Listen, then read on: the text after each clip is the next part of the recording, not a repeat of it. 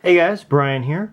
So on a whim from the clearance aisle, I picked up Cyberverse Beast Hunter's Legion Rippersnapper.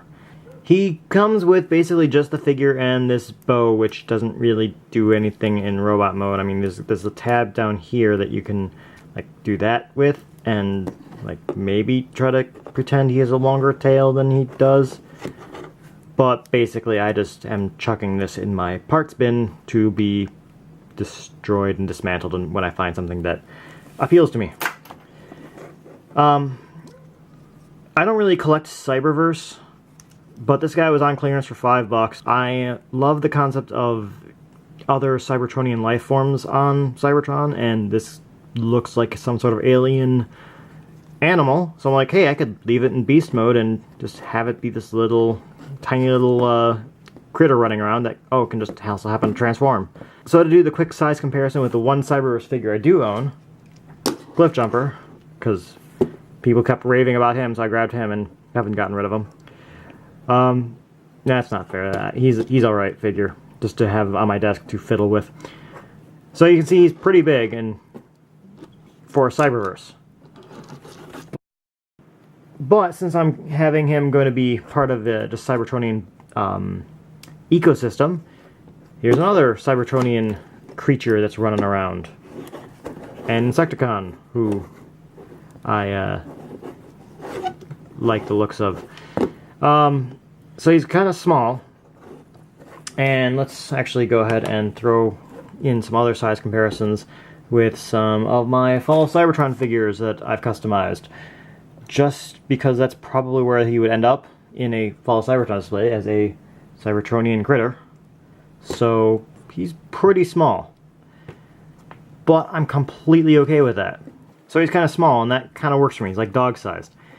Not everything needs to be super huge. I actually love in Transformers that creatures of different size like are all in the same area. Like you have guys who are Mega Supreme big and guys who are this tiny. So I rather like how like this looks. And he's got a pretty simple transformation that actually took me a little bit to figure out.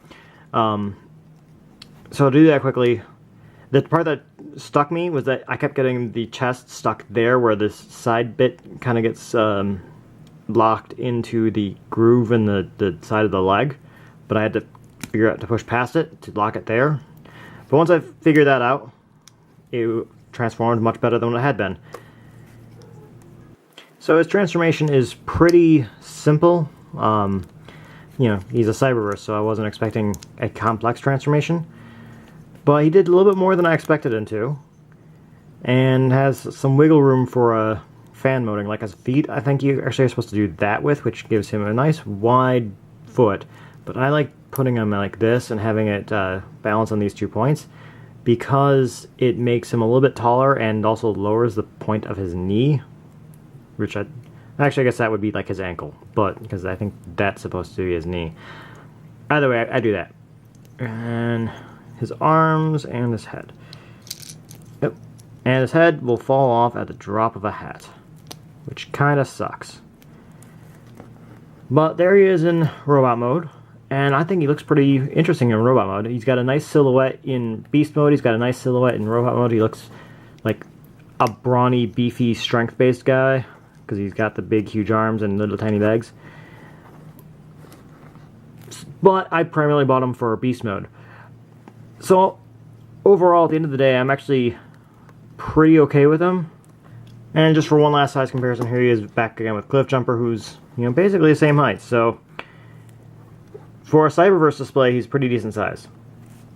I don't plan on getting anything else. Like I said, I picked this guy up on clearance. And they only had the one. So at the end of the day, I'm pretty pleased with it. But not really, going to be going out to get the rest of them. So basically, for my own fan and reasons, he's pretty alright in my book. Especially for $5.